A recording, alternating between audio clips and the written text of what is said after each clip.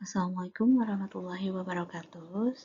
Selamat pagi teman-teman semuanya. Berjumpa kembali pada praktikum pemastian mutu sediaan farmasi untuk bidang teknologi ya. Pada hari ini kita memasuki materi yang pertama untuk praktikum PMSF pemastian mutu, yaitu terkait dengan pemastian mutu bahan baku obat, teman-teman ya. Oke, teman-teman, sebelum kita memasuki ke materi praktikum kita, jadi di sini saya akan memberikan sedikit menghantar mengenai alur seleksi bahan baku obat.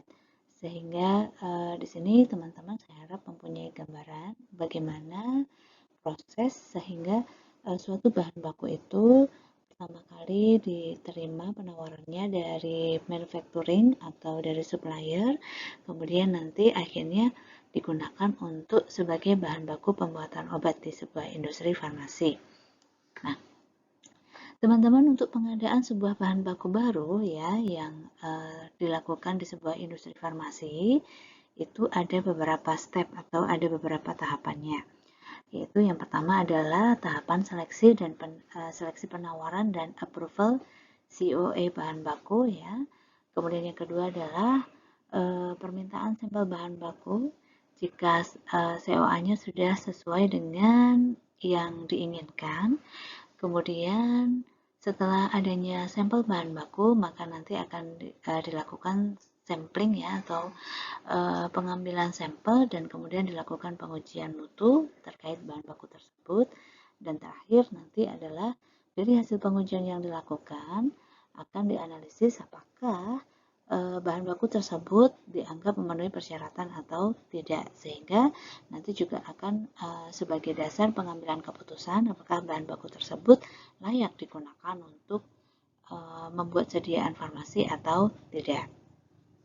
Nah, teman-teman, pada tahapan yang pertama, yaitu tahapan seleksi, penawaran, dan approval COA, ya, teman-teman, untuk bagian yang biasanya bertanggung jawab terhadap tahapan ini, itu adalah bagian R&D, Product Development, atau bagian R&D formulasi. Kenapa seperti itu, teman-teman? Karena orang R&D formulasi itu akan melakukan pengecekan terhadap COA dari penawaran-penawaran yang diberikan ya terhadap bahan baku yang dibutuhkan, kemudian akan mencocokkan dengan persyaratan yang ada di dalam monografi. Nah, persyaratan monografi ini biasanya mengambil dari monografi farmakope. Tidak terbatas pada farmakope Indonesia, teman-teman. Apabila bahan baku atau produk yang ingin dikembangkan itu ternyata monografinya belum ada di farmakope Indonesia, maka bisa menggunakan referensi farmakope yang lain.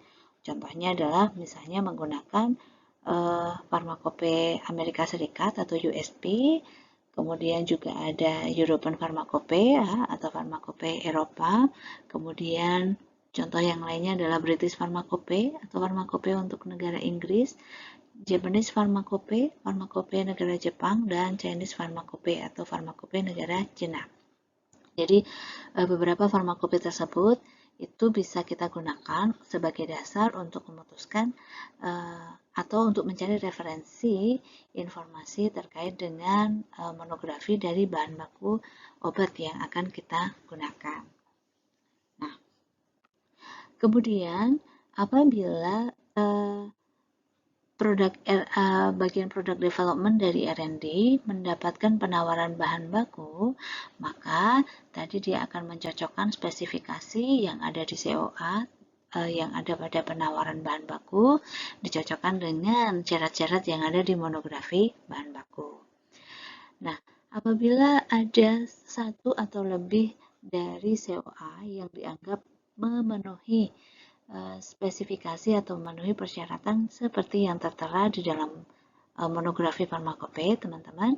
Nanti tahapan selanjutnya adalah akan dilakukan permintaan sampel bahan baku.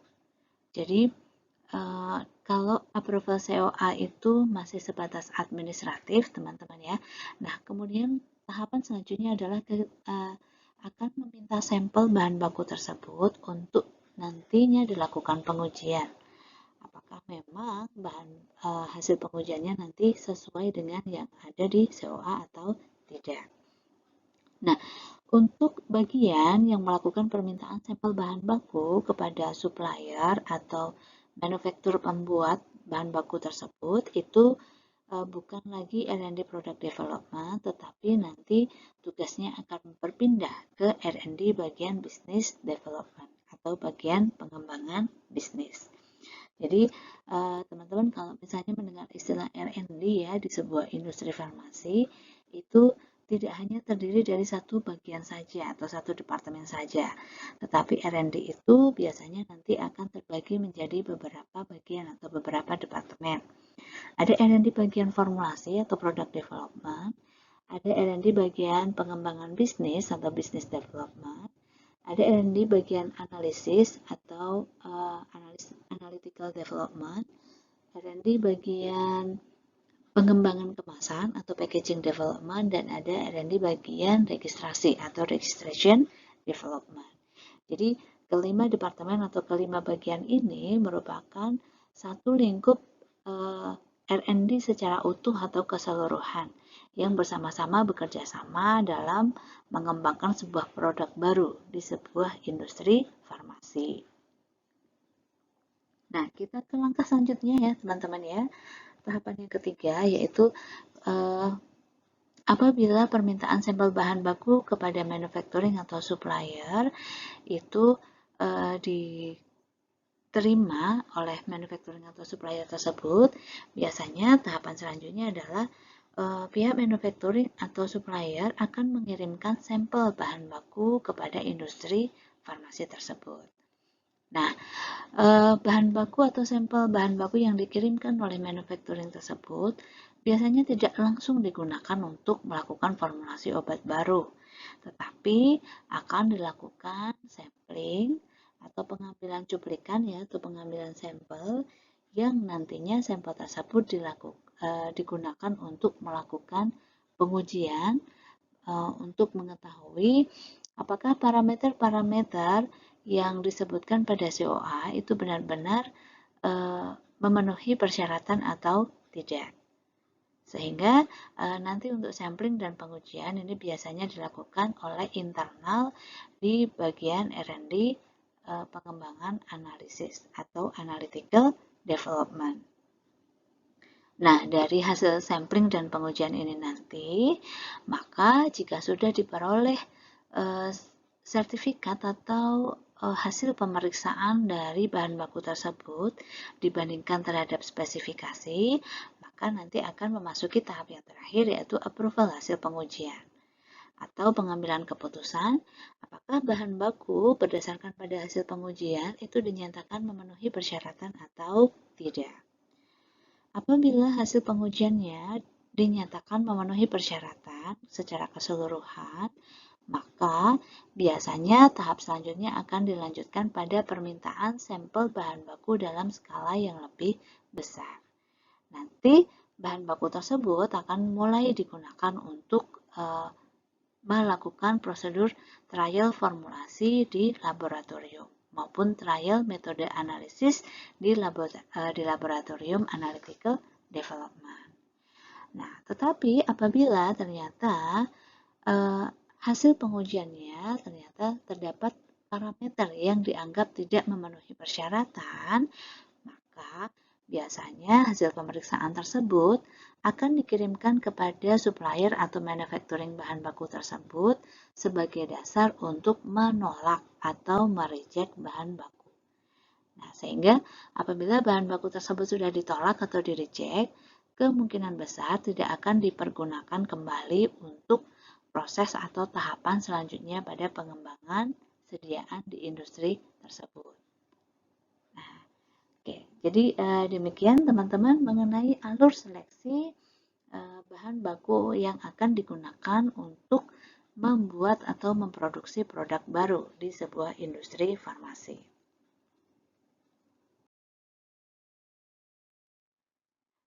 Nah, Topik itu untuk praktikum kita pada pagi hari ini terbagi menjadi dua kategori, yaitu yang pertama adalah kita akan mencoba untuk melakukan approval COA atau Certificate of Analysis dari bahan baku. Nanti kita akan belajar dari COA bahan baku asam mefenamat. Dan yang kedua adalah kita akan melakukan simulasi approval hasil pengujian bahan baku, di mana untuk sampel hasil pengujiannya kita akan menggunakan hasil pengujian bahan baku paracetamol. Oke, kita masuki yang pertama ya teman-teman ya, yaitu mengenai approval COA bahan baku. Oke.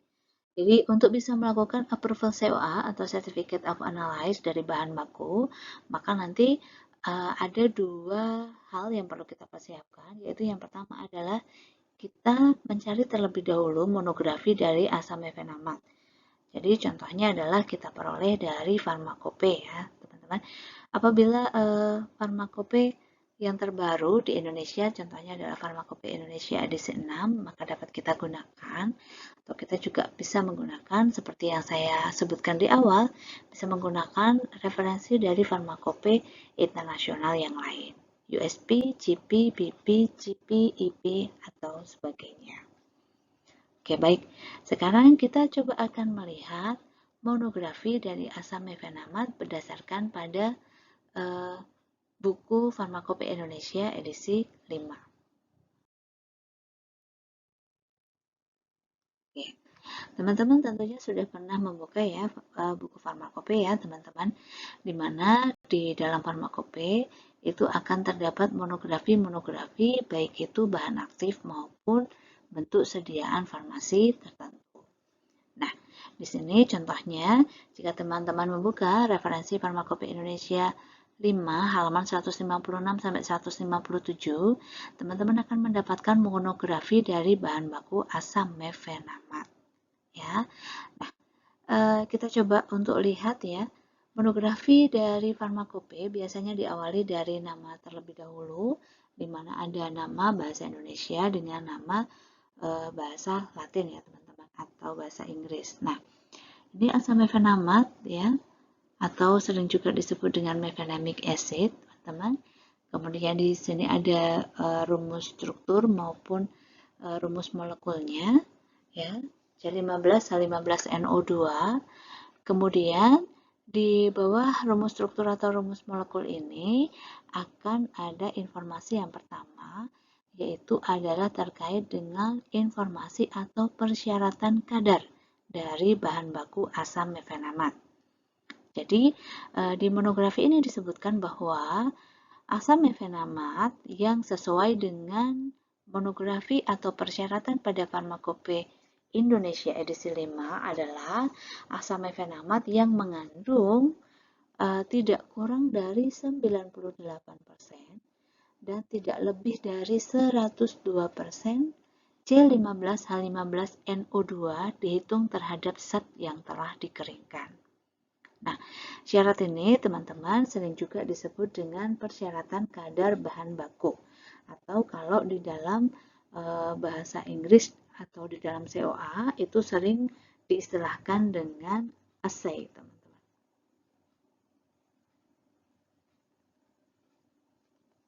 Oke.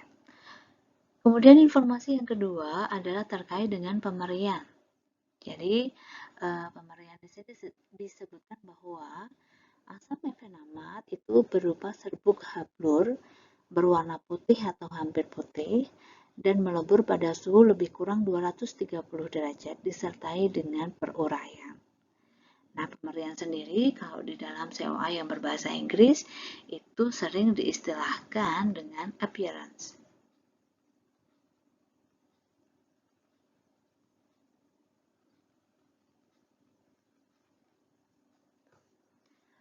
Informasi yang ketiga yang dapat kita peroleh di dalam Farmakope itu adalah terkait dengan kelarutan dari bahan baku tersebut.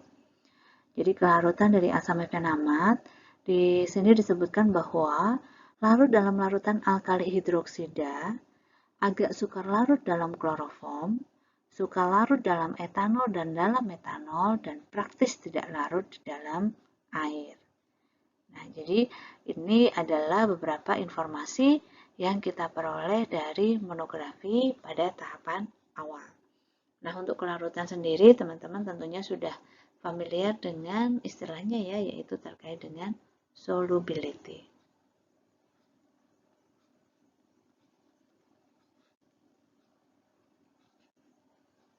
Oke. Selanjutnya, informasi yang bisa kita peroleh lagi dari monografi, contohnya adalah informasi terkait dengan identifikasi. Jadi, identifikasi adalah suatu proses untuk mengecek atau untuk membuktikan apakah sebuah bahan yang kita terima atau kita analisis itu betul-betul bahan baku asam mefenamat atau bukan. Nah, di sini disebutkan bahwa untuk mengidentifikasi bahan baku tersebut itu bisa menggunakan dua metode, yaitu yang pertama adalah dengan spektrum serapan inframerah atau infrared ya teman-teman, dan yang kedua adalah dengan mengukur waktu retensi puncak dari kromatografi, atau mungkin teman-teman juga sering mengetahui istilahnya adalah HPLC ya teman-teman. Nah, selanjutnya selain informasi identifikasi, ada juga informasi mengenai susut pengeringan, ya, bahwa untuk susut pengeringan bahan baku asam mefenamat tidak lebih dari 1% dengan cara melakukan pengeringan pada suhu 105 derajat selama 4 jam. Jadi ini parameter pentingnya. Kemudian susut pengeringan ini bisa juga kita istilahkan loss on drying ya teman-teman.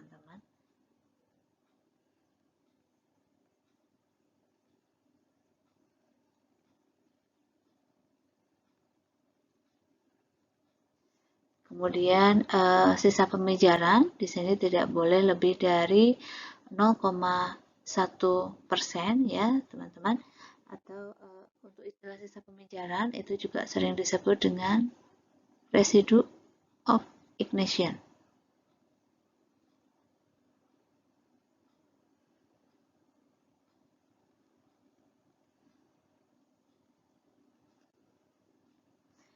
Kemudian ada syarat juga logam berat, yaitu tidak lebih dari 20 ppj. Nah, teman-teman mungkin agak jarang mendengar istilah ppj ya, padahal sebenarnya ppj ini merupakan singkatan dari bagian per juta. Atau kalau teman-teman mungkin lebih familiar dalam istilah bahasa Inggrisnya adalah ppm, part per million.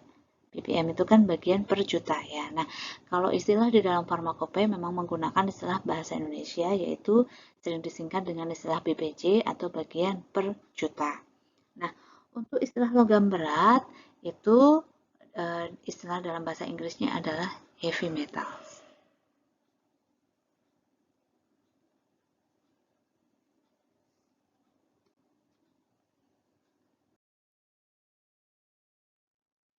Kemudian di monografi asam mefenamat juga kita bisa temukan mengenai informasi terkait dengan kemurnian, di mana untuk pengujian kemurnian ini dilakukan secara kromatografi ya.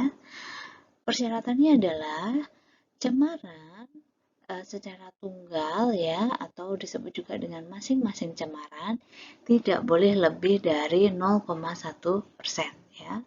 Jadi di sini masing-masing cemaran atau cemaran tunggal tidak lebih dari 0,1%, sedangkan jumlah semua cemaran atau total semua cemaran itu tidak boleh lebih dari 0,5%.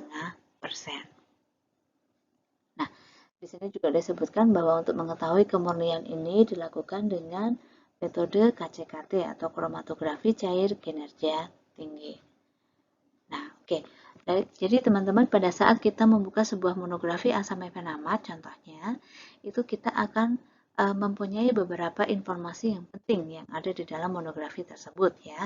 Tadi mulai dari kadar atau assay, kemudian pemerian atau appearance, kemudian juga ada kelarutan atau solubility, ada terkait dengan logam berat, kemudian sisa pemijaran, kemurnian, dan tadi yang sudah kita bahas di depan ya teman-teman. Jadi itu dinamakan dengan persyaratan mutu untuk bahan baku asam mefenamat yang telah sesuai dengan persyaratan di Farmakope Indonesia.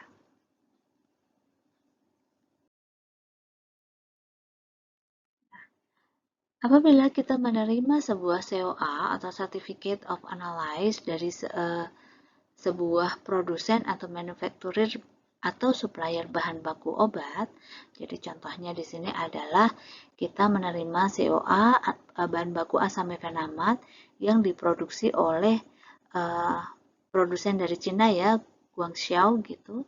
Kemudian dengan nomor batch B54670FD, di mana bahan baku tersebut dibuat pada bulan Maret tahun 2019 dan mempunyai shelf life selama 2 tahun sehingga expired date-nya itu bulan Maret 2021.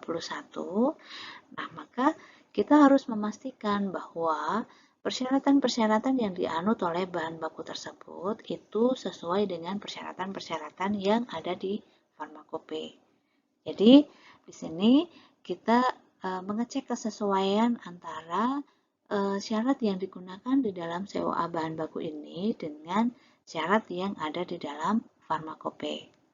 Contohnya adalah di COA asam mefenamat ini disebutkan bahwa appearance atau pemeriannya itu white to off-white powder. Nah, apakah sama di monografi untuk asam mefenamat apakah betul white to putih hingga serbuk hampir putih? Kemudian yang kedua, contohnya adalah di sini disebutkan melting point atau titik leburnya itu adalah 230 derajat with degradation. Atau titik leburnya adalah 230 derajat disertai dengan adanya degradasi. Kemudian di sini juga disebutkan pada COA bahwa solubility atau kelarutannya adalah soluble in hydroxyl alkali, slightly soluble in chloroform, sparingly soluble in ethanol and methanol, practically insoluble in water. Nah, parameter kelarutan ini kemudian juga kita cek dengan parameter yang ada di dalam monografi tadi. Nah, apabila setiap parameter itu cocok atau sesuai dengan parameter yang ada di Farmakope, maka kita berikan checklist. Contoh, appearance white to off-white powder.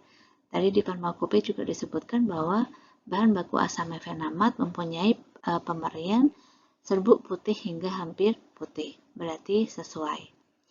Kemudian melting point atau titik lebur di sini 230 derajat disertai dengan degradasi. Tadi juga kalau kita baca kembali di monografi disebutkan bahwa titik lebur asam mefenamat itu adalah 230 derajat disertai dengan adanya degradasi. Maka untuk spesifikasi ini juga cocok atau sesuai.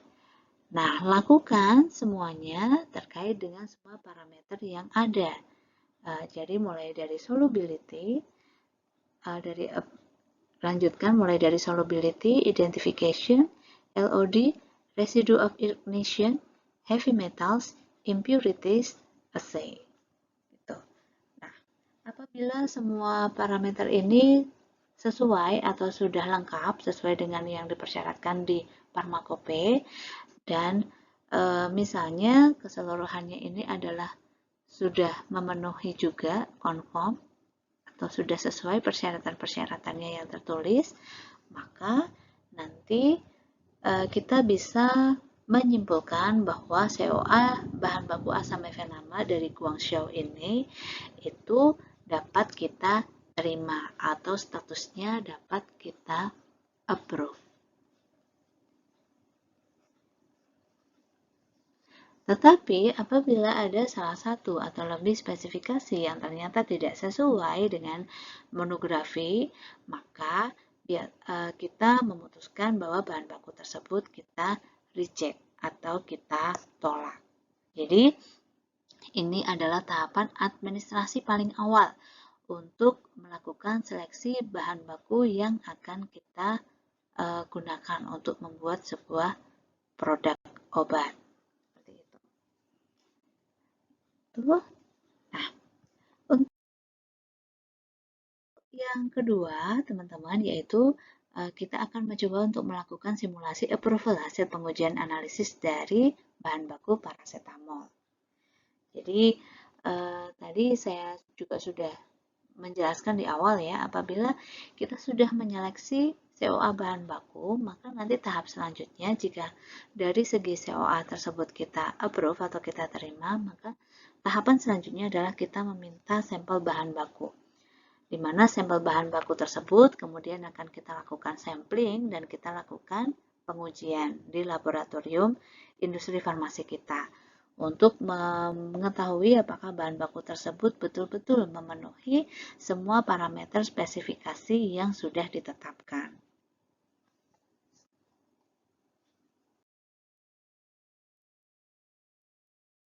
Baik. Jadi di sini teman-teman kita untuk approval hasil pengujian kita akan menggunakan contoh hasil pengujian untuk bahan baku paracetamol atau sering juga kita tahu sinonimnya adalah acetaminophen ya. Nah, jika teman-teman melihat pada monografi paracetamol pada Farmakope Indonesia edisi 5 halaman 699 sampai dengan 670 akan kita peroleh beberapa informasi penting ya teman-teman. Yang pertama adalah terkait dengan assay atau kadar bahwa bahan baku paracetamol itu harus mempunyai kadar di antara 98 hingga 101%. Kemudian yang kedua adalah terkait dengan pemerian. Bahan baku paracetamol mempunyai pemerian berupa serbuk hablur, putih, tidak berbau dengan rasa sedikit pahit.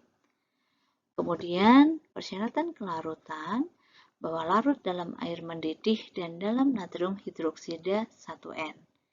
Dan juga mempunyai kelarutan mudah larut di dalam etanol.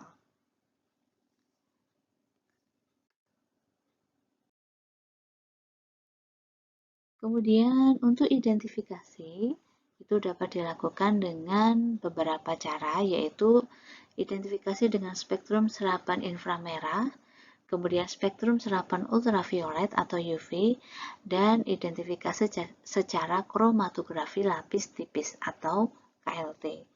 Jadi untuk membuktikan atau untuk mengetahui apakah bahan baku tersebut betul-betul bahan baku paracetamol dapat menggunakan salah satu dari ketiga metode yang telah disebutkan di dalam Farmakope.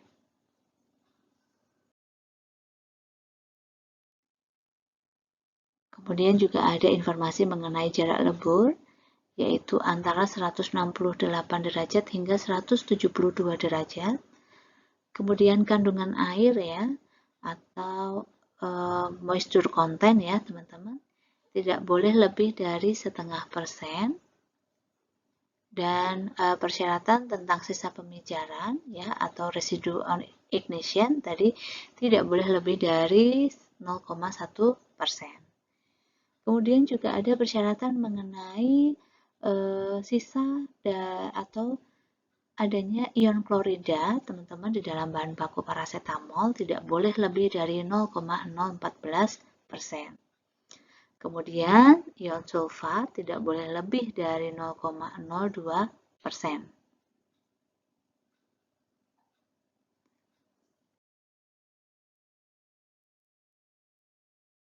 Syarat selanjutnya untuk kandungan logam berat tidak boleh lebih dari 10 bagian per juta atau 10 ppj atau 10 ppm ya teman-teman.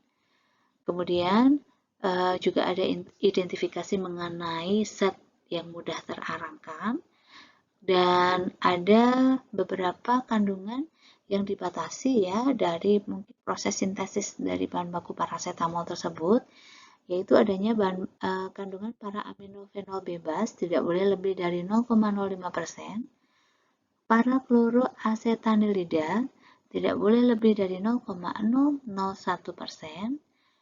dan yang terakhir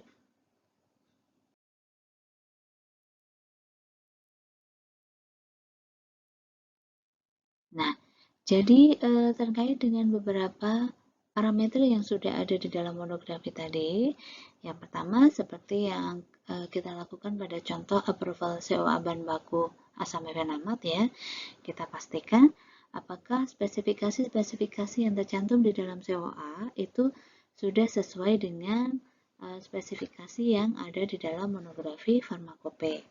Jadi mulai dari tadi misalnya appearance, melting point, solubility, identification, water content, residue of ignition, chloride, sulfate, sulfite, heavy metals, para aminofenol bebas ya, chloroacetanilida bebas, dan content of volatile organic compound ya, untuk memutuskan apakah COA tersebut memang sudah sesuai atau belum.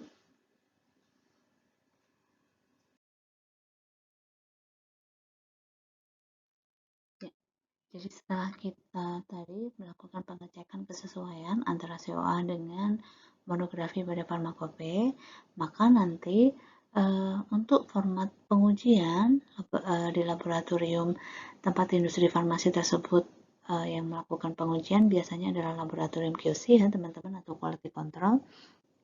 Nah, maka nanti hasil pengujian bahan bakunya kurang lebih formatnya seperti yang tertampil pada layar ini ya teman-teman.